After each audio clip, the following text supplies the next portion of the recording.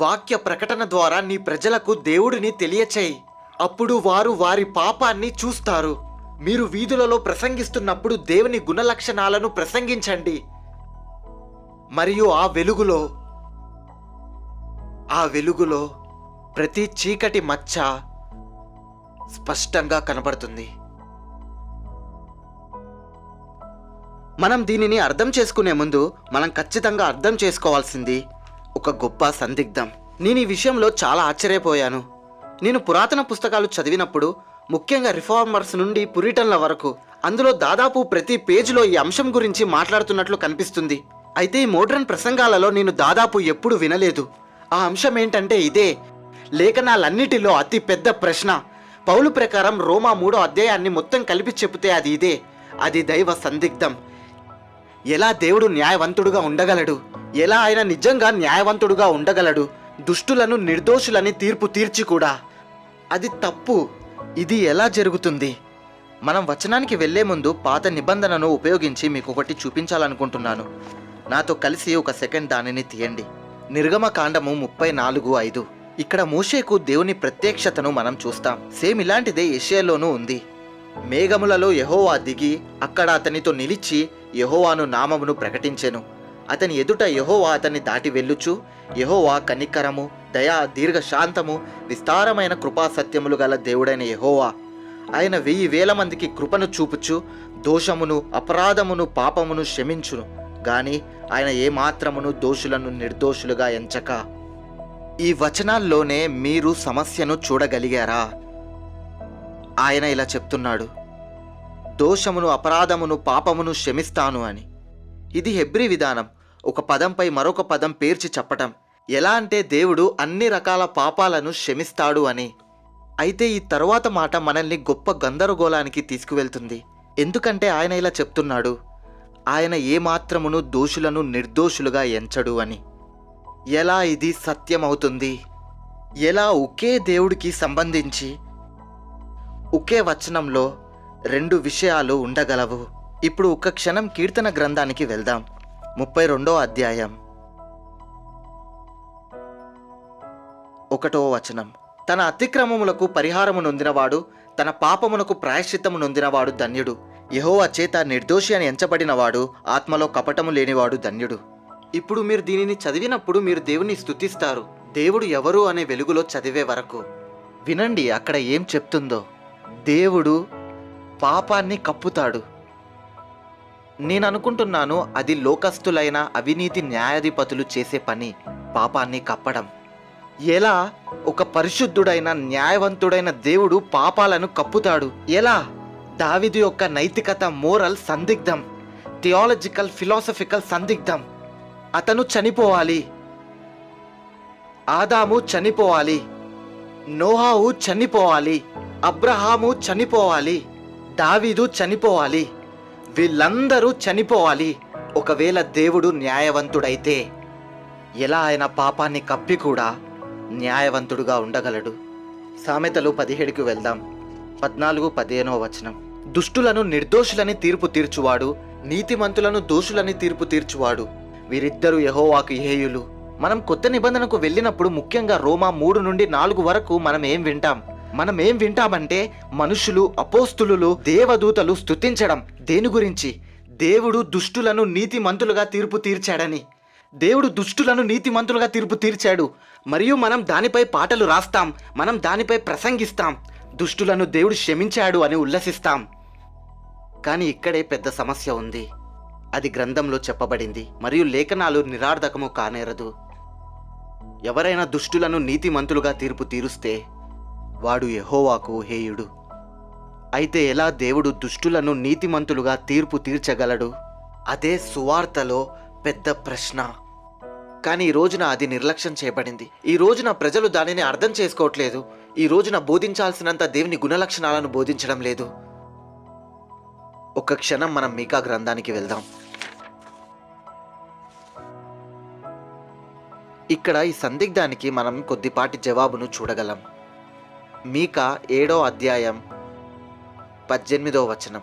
తన స్వాస్థ్యంలో శేషించిన వారి దోషమును పరిహరించి వారు చేసిన అతిక్రమముల విషయమై వారిని క్షమించు దేవుడవైన నీతో సమానుడైన దేవుడున్నాడా?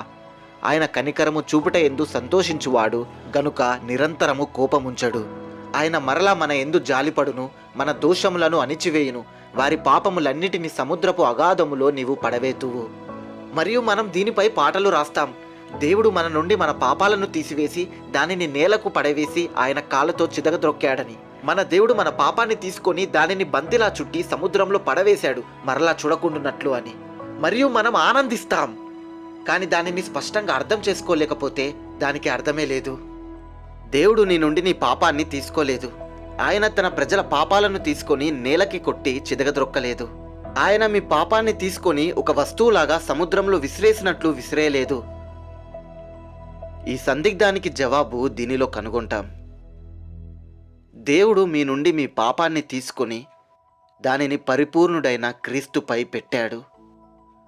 మరియు ఆయనను దేవుని ఉగ్రతతో త్రొక్కాడు.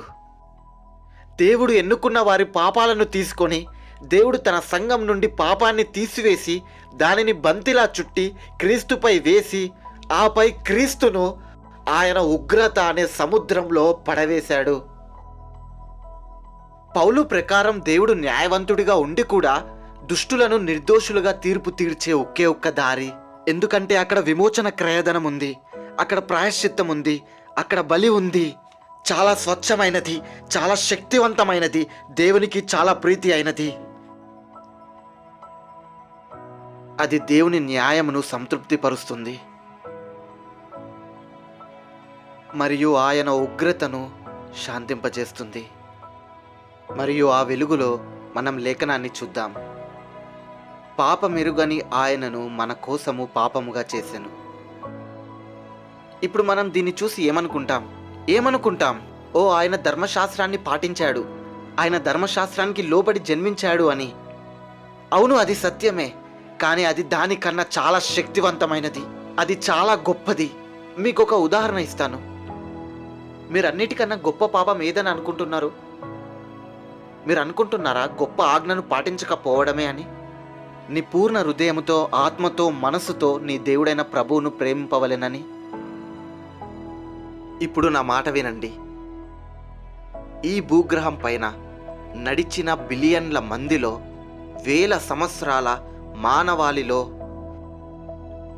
ఆ సమస్త జన సమూహము అంతటిలో ఒక్క మనుషుడు కూడా లేడు వారి దేవుడైన ప్రభువును ఒక్క ఫ్రాక్షన్ ఆఫ్ సెకండ్ కూడా తమ పూర్ణ హృదయముతోనూ, పూర్ణ ఆత్మతోనూ, పూర్ణ మనస్సుతోనూ ప్రేమించిన వాళ్ళు. దీని గురించి ఆలోచించు. కోట్లాది మంది ఆదాము సంతతిలో ఒక్కరు కూడా, ఒక్క ఫ్రాక్షన్ ఆఫ్ సెకండ్ కూడా వారి దేవుడైన ప్రభువును పూర్ణ హృదయముతో, ఆత్మతో, మనసుతో ప్రేమించిన వారు లేరు. అయితే ఈ నజరేయుడైన యేసు ఒక్క క్షణం కూడా తన దేవుడైన ప్రభువును పూర్ణ హృదయముతో, ఆత్మతో, మనసుతో ప్రేమించకుండా ఉండలేదు. ఆయన ఖచ్చితంగా అద్భుతమైన వాడు. ఆయన అద్భుతమైన వాడు. పర్వతాల నుంచి అరువు, అది నీ హృదయాన్ని, నీ ఛాతిని చీల్చుకొని రానివ్వు. ఇది చాలు ఒక క్రైస్తవుడిని లెక్కలేనన్ని యుగాలు భక్తిలో నడిపించడానికి సరిపోతుంది. యేసు అను ఈ మనిషిని చూడు. ఆయన ఏం చేశాడో చూడు.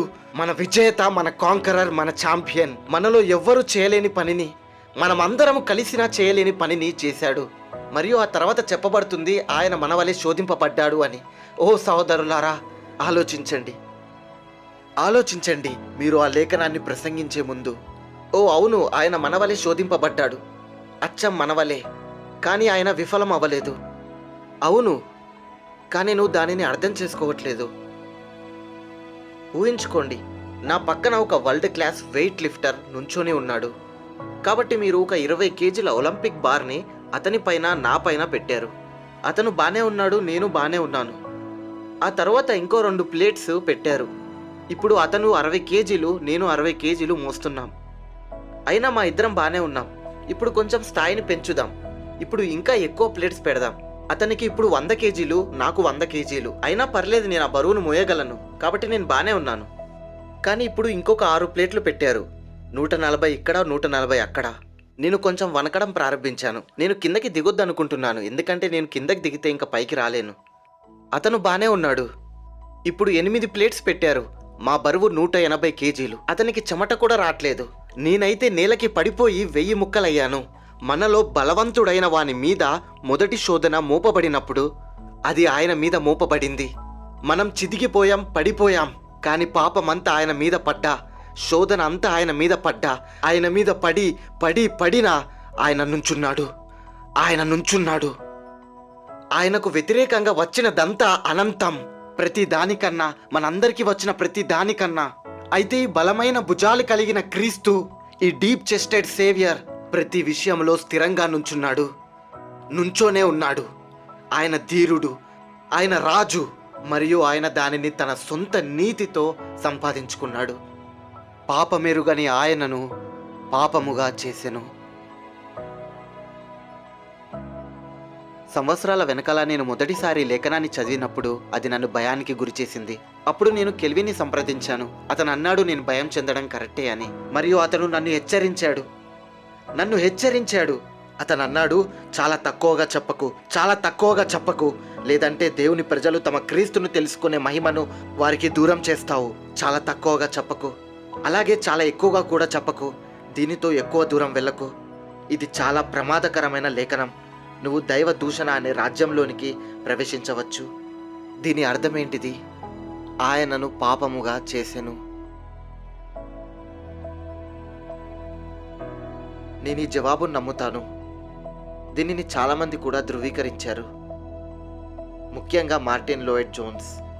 క్రీస్తును పాపముగా చేసెను అంటే ఏంటి?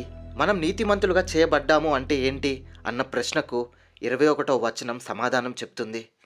లేఖనాలను చూడండి.